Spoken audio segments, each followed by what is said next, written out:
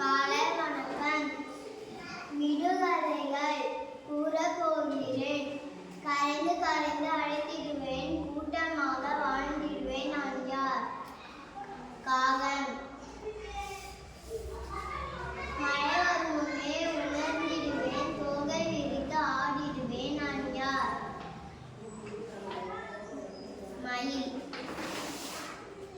இரவில் உணவு தேடிடுவேன், தலைகீழாக தொங்கிடுவேன். நான் யார்?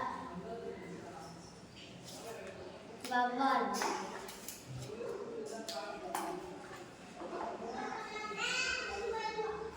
வெண்மை நிறத்தில்